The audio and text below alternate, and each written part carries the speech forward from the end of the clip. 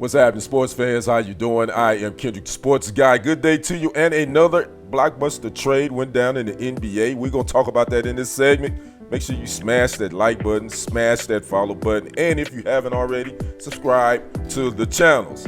Well, the capital of California, Sacramento, the Kings, they gave their star player his wish. Trade went down on Sunday. They sent All-Star guard De'Aaron Fox to the San Antonio Spurs, where he would team up with the newly named All-Star second-year forward Victor Wembanyama, forward, center, whatever position he's kind of the 4 and the 5. So again, that blockbuster trade went down on Sunday. It involved 3 teams. It involved the Bulls, who sent forward Zach Lavine to Sacramento. Zach Lavine's name has been mentioned in trade rumors for the last couple of the seasons. Now the Spurs also acquired Jordan McLaughlin.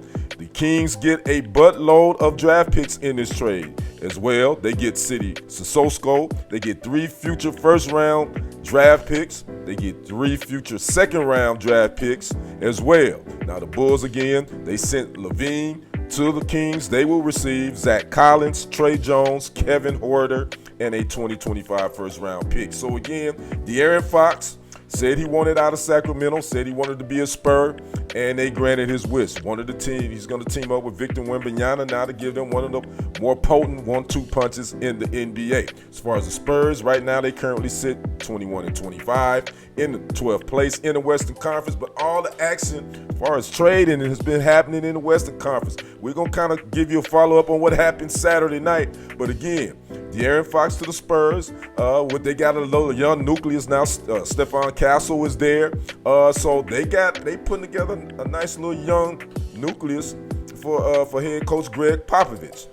As far as the Kings, again, they received Zach Lavine, who will team back up with his teammate in Chicago, DeMar DeRozan, and they got Domantas Sabonis there. So they got them a nice little three guys that can score the bucket in Sacramento. But I just don't know what this Kings team, where they're looking to go in the direction. You know, they fired Mike Brown a couple of months ago, who was coach of the year, I want to say, back in 2023, and also took them to a Western Conference Finals appearance, which they hadn't seen in some years. But now they guess they want to start from scratch. But, you know, kudos to De'Aaron Fox. Now, I didn't know the connection to him wanting to be in San Antonio, but I think I read somewhere that I think maybe his wife or some family is from the San Antonio area.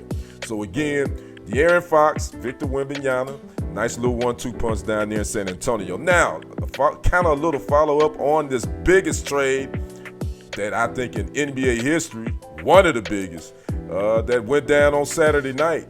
Mavericks sent Luka Doncic to the Lakers for Anthony Davis. Luka Doncic's father would speak to Slovenian television station, and he was not happy. He felt like the Mavericks organization was full of hypocrisy and some other things that he felt like his son was not treated fairly in this deal. He thought that Nico Harrison, who's the GM, wasn't being truthful. I actually watched the press conference with Nico Harrison and Jason Kidd. Quite frankly, Nico Harrison was to me, he kind of was like, this was kind of like a joke to him. Just kind of some of the comments he was making, the way it looked, Jason Kidd did not know this was going down. Just looking at the body language, I don't think Jason Kidd even knew this trade was happening. According to Nico Harrison, he and Rob Pelinka have been talking for weeks, just in blasé, casual conversation and what ifs. So he was throwing this around here, according to Nico Harrison, him and Rob Pelinka, for weeks. Now the connection is Nico Harrison used to be with Nike, whereas LeBron is signed, we all know, and he has a connection with Clutch Sports. So now there's a lot of conversations out there that maybe they were all in cahoots with this thing, getting Luka to LA. So I don't know, but again, this is going to be one that's going to be probably talked about for decades, especially to see which one wins this. I think Charles Barkley said it best yesterday when I was watching his reaction.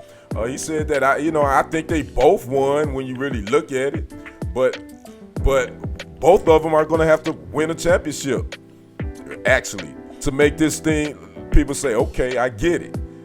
if neither one of these organizations win a championship in the next 5 years, it's going to be like, why the hell did the Mavericks send their star player away? Now, again, I think the Mavericks in the short term, I think they got the best of this deal because they only got a 3 or 4 year window probably to win this thing with Anthony Davis about to be 32 next month.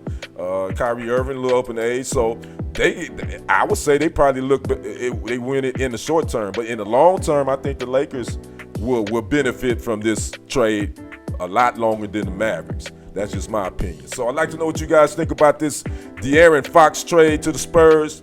Talk to me in the comments. And what do you think about this Luka Doncic, Anthony Davis trade, the Mavericks, Nico Harrison, the GM? He's catching hell in the DFW. I'd like to know what you guys think about that. Again, talk to me in the comments. I am Kendrick, the sports guy. We will see you on the other side and on the next report. I am out. Peace.